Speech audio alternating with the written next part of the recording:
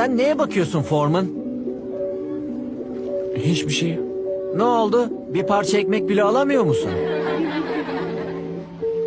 Şu deri parçasına ne dersin? İster misin? Git al hadi. Herkes kitabının 16. sayfasını açsın. Peki kim okumak ister?